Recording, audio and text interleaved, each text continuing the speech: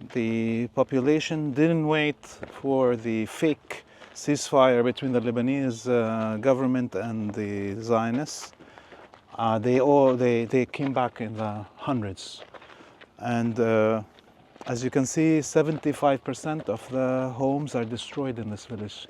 So a lot of them, even though their home is destroyed, went to the public school and or decided to, they find one room in their house that's not destroyed, they put their stuff and keep living. This one was strong. That was strong, that one is loud.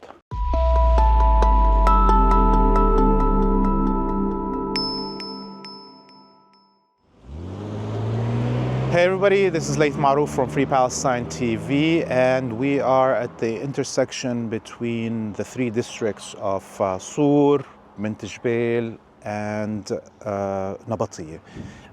And we can hear some artillery shells being fired. Before we continue with this report, I ask you to press the subscribe button, the like button on whatever social media platforms you're watching this on, and to go to our website, freepalestine.video, to donate so we can continue bringing you this content.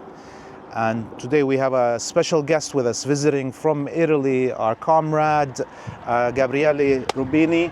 How you doing, bro? AKA Chef Rubio. Gabriele is here filming with us a new show called Wartime Kitchen. We hope that you will enjoy it when it comes out. We're going to be talking about cooking, food, and politics and history. And also resistance and the hope of disappearing of Jewish colony. Yes, yes, and you know we're taking Gabriele today to witness the realities in the south. This is the first time you reach this area, right? Yes, okay. First time. So let's walk just quickly before we continue our path. We drove all the way from Beirut. You saw some of the things on the road. What's your first impression of getting now to these frontline villages that have so much destruction? Yeah, that everything is still fresh, unfortunately, and but people is struggling to rise up, and also I can see everything destroyed, but people is trying to beat it back because they're not afraid of the enemy, they're not afraid of the Jewish colony, and so it gives me hope, but it's disgusting, the view, it's disgusting. You know, I was surprised. It's been a couple of weeks that I haven't been in South because our amazing reporter Ali Mazloum has been doing most of the field reporting as we were preparing for Wartime Kitchen and the foreign journalism content that we were doing. But I was surprised at how much the villages on the way to here have been cleared from the rubble. So if you didn't know that there was buildings that were destroyed there, you would feel that there was no war. Nothing. Yep. And the disgusting thing is the normal life of the villager, the people, the native people from south of Lebanon is always under the pressure of the Jewish colony, that just to make them afraid, just to make them feel that they are other part of the mountain. They keep shelling and they just playing with their minds because they are fucking pervert. But as you say, they are working harder and they are cleaning everything just to restart living, and hopefully it's gonna be the last time. Inshallah, we're gonna continue right now to Froun, the village, and we'll see what's happening there and how people are dealing with withdrawal of the Jewish colony.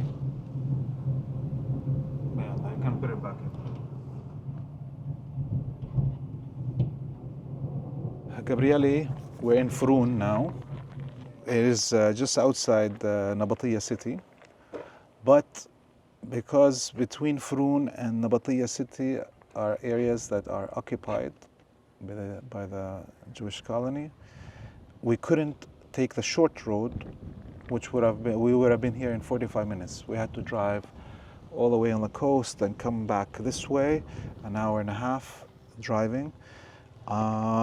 And as you can see, this is supposed to be one of the experimental zones where the Israelis withdraw, but it's a ghost occupation because the Israelis were cowards and they couldn't enter Froun. Yeah, Okay. I can't see any Jewish settler. And down here under us, you see the road, the main road is the yellow line. Everything behind that, the Israelis occupy. And here they don't occupy. So this agreement on a fairy tale, like they lie that they defeat the resistance, and they create this fairy tale just to go on. And we can hear the drone, so clearly they're still scared of the movement of the resistance.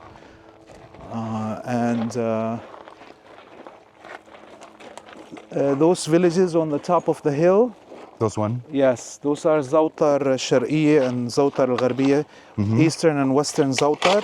Oopa, watch out. No, it's okay. And me too. I tell you watch out, and then I'm going to.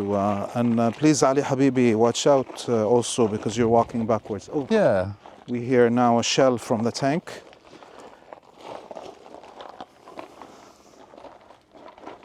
Allah.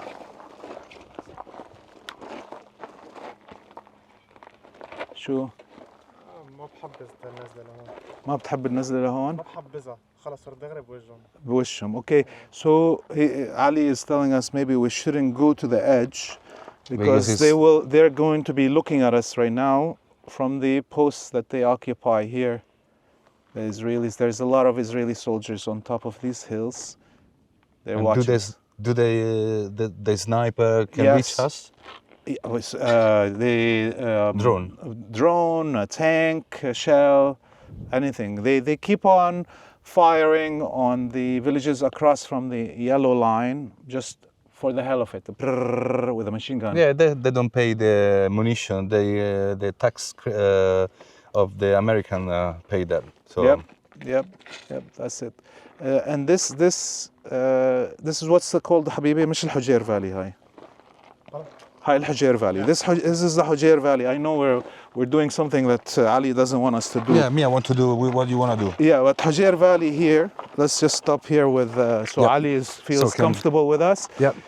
This Hujayr Valley was in 2006 when they tried to enter, there was a massacre for Israeli tanks. And even now, they couldn't occupy it. You see, they're staying up there, although they claim this, the yellow line, but they are staying up on top of the hills. They're scared to go down. Do they wear pampers? They wear pampers, and it's the Turkish government that send them the pampers, their diapers. That's why we make fun of them as the diaper army. And if goddamn Erdogan stops sending them diapers, they'll be shitting their pants. Oh. Yeah, well, we're not afraid of them. Fortunately, Lebanese, Syrian, Palestinian, Iranian, and all the oppressed people, they're not afraid of those fuckers and those pedo perverts occupiers. And one day, sooner or later, they will disappear for sure. You see that village right there, the side of the mountain house, all brown? The brown. They blew up this whole mountainside. Now there's between the two sides of the village, there's a valley. And before there was a village over there. Al-Antara village. It's just viciousness, just being vicious. Just No need. No need to do that. They just did it just to show a video. They film it as the biggest explosion. It was like an earthquake, almost registered at 5.0. And everybody felt it in the south of Lebanon. What about the farmers, the animals here? What happened to them? Like we were driving past a phosphorus shot on the mountain before. So like do they shoot for fun also animals and farmers and factories? Or? Yeah, you know those videos that people watch from Gaza with these Israeli soldiers shooting at dogs or cats and just making fun of them. Well, they did that to the cows and the sheep and the goats farms. Again. Yeah. Yeah. And even to horses. You know, there was a famous horse stable here, and they shelled it just for the hell of it. Yeah, but no one likes them, so they have to force us to notice them. Yeah, and the only thing that they think will make us stop is they act crazy. Like, we're the crazy, you know, you have to be scared of us. We know. But yes, they hate people, they hate history, they hate animals, they hate life. They have nothing, so that's why they hate us.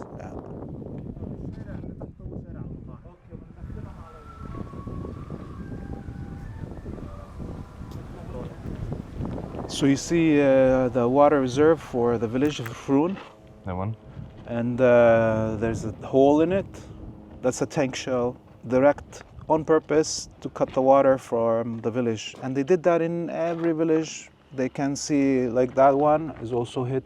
That one on the top? Yeah, every village here, their water reserves have been hit. And the local municipality governments have been trying to rebuild these places. Yesterday, the person who's in charge of the Bint Jbeil area, which is that area, for the water, and the city workers, they were trying to rebuild one of these reserves, and they were targeted by... Again. So it's a dangerous thing even to try to rebuild life. Anyone that is the paramedics, anybody that owns a gas station, anyone that's doing water is stuff, in danger. electricity, always is in danger. Even if they're doing it out of love to help the people of their village, they're even more of a target. No, just speechless. Is that the shell bomb smoke over there? Yes, Yeah. yes. Clearly they fired from on something on the other side of the hill there.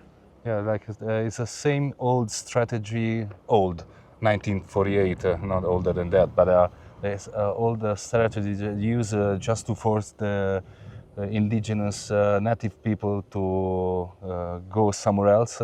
Luckily, the human being, they stronger than them, and they keep resisting in Lebanon and all the oppressor country. And yeah, that's the most important thing.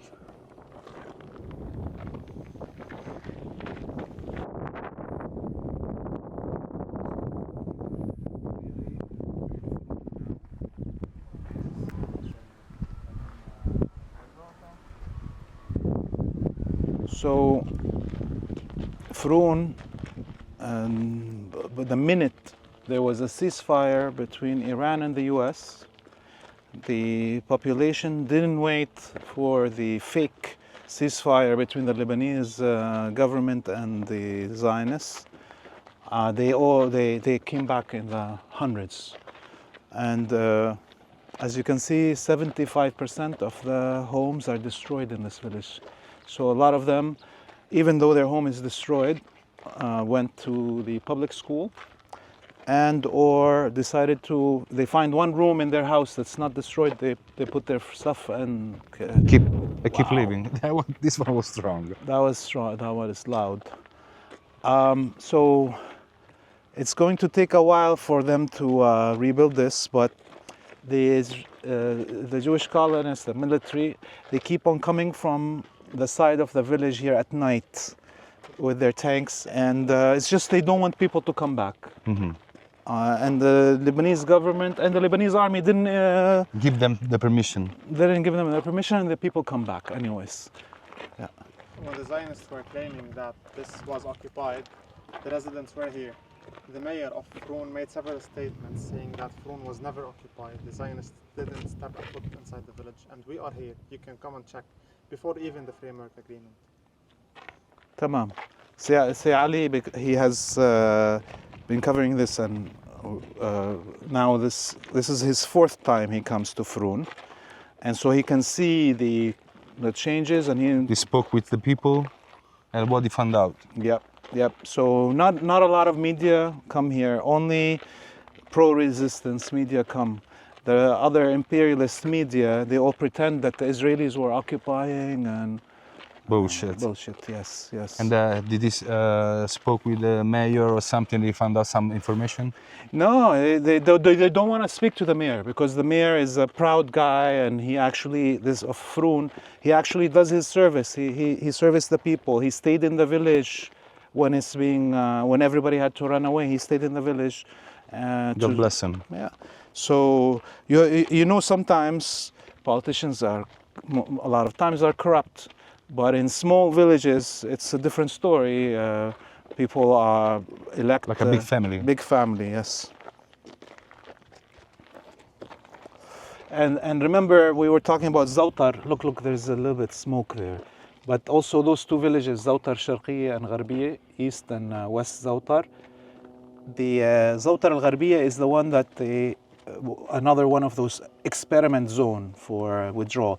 But the Israelis never occupied, they occupy half of it. When they withdrew, Ali was one of the first people into the village as journalists.